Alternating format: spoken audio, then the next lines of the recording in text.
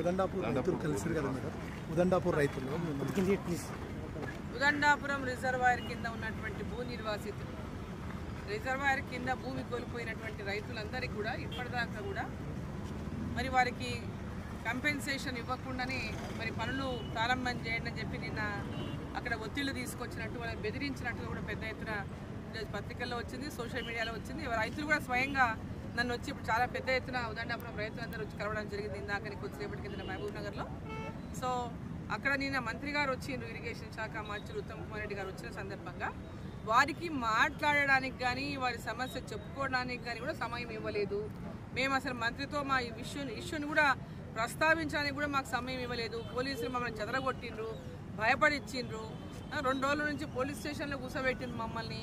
మంత్రి వచ్చినప్పుడు గొడవ చేస్తారోనేమో మాట్లాడతారనో బెదిరించి మమ్మల్ని స్టేషన్లో పిలిపించి బెదిరించిండ్రు.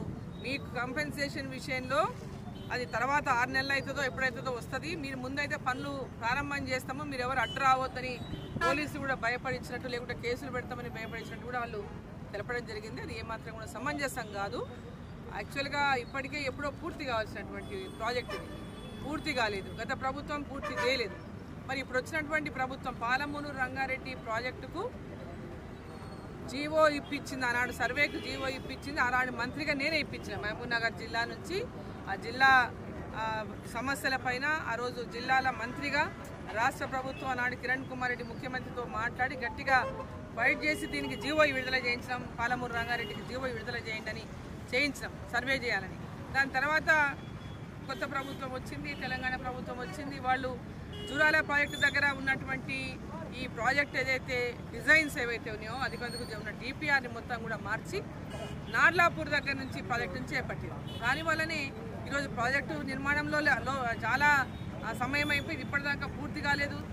అదేవిధంగా ఏదైతే పాలమూరు రంగారెడ్డి ప్రాజెక్టును చేపట్టాల్సినటువంటి అవసరం వచ్చిందే ఈ పాలమూరు పార్లమెంటు నియోజకవర్గంలో ఉన్నటువంటి నియోజకవర్గాలకు నీళ్ళు అందించడానికే ఈ యొక్క పాలమూరు రంగారెడ్డి ప్రాజెక్టు రూపొందించడం జరిగింది అన్నాడు.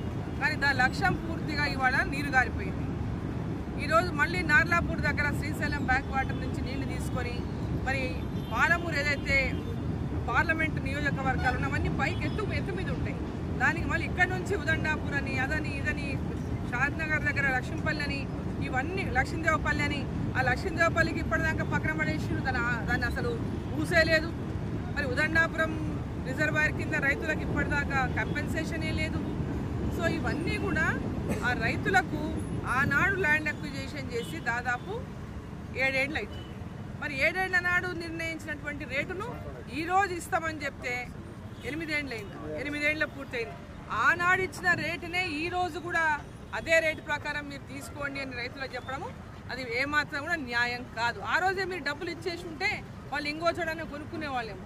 కానీ ఇప్పటిదాకా డబ్బులు ఇవ్వకుండా వాళ్ళ కంపెన్సేషనే పేమెంట్ చేయకుండా ఈరోజు కాంట్రాక్టర్లకేమో వాళ్ళ ప్రాజెక్టు కాస్ట్ పెరిగిందని అంచనాలు అడ్డగోలుగా పెంచుతున్నారు.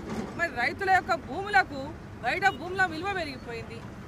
ఈరోజు భూములు 5 లక్షలకు 6 లక్షలకు దొరికే పరిస్థితి ఉన్నదా?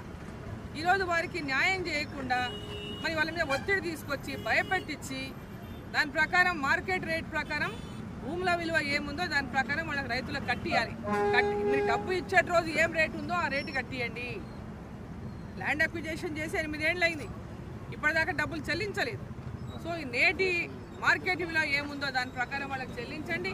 అక్కడ ఉన్నటువంటి ఇక్కడ శాసనసభ్యుడు కూడా వాళ్ళకి హామీ ఇచ్చిందని చెప్తున్నారు రైతులు.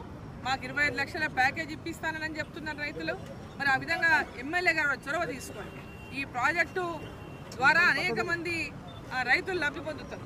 అట్లాంటిది భూమి కోల్పోతున్నటువంటి రైతులు జీవితాంతం ఉపాధి కోల్పోతారు. కాబట్టి వారి పట్ల కూడా మనం సానుభూతిగా వారి యొక్క భూముల యొక్క అక్విజిషన్ ద్వారానే ఇలా ప్రాజెక్టు నిర్మాణం అవుతుంది. కాబట్టి తప్పకుండా వారికి మేలు చేసి వారికి ఇవ్వాల్సినటువంటి కంపెన్సేషన్ ఇప్పించి నెలలోపల ఇప్పిస్తారా, 15 రోజులు ఇప్పిస్తారా, ఎంత తొందరగా ఇప్పించి పని మొదలు పెట్టండి. వాళ్ళు కూడా పూర్తి స్థాయిలో సహకరిస్తామని చెప్తున్నారు. మన బాధ్యత ప్రజాప్రతినిధులుగా మన బాధ్యత మన రైతాంగం న్యాయం చేయాల్సినటువంటి అవసరం ఉంది. భూమి కోల్పోతున్న భూ నిర్వాసితులకంతా ఖచ్చితంగా న్యాయం చేసి ఆ ప్రాజెక్టు నిర్మాణం త్వరలోపల పూర్తి చేయాలని చెప్పి నేను కోరుతున్నాను.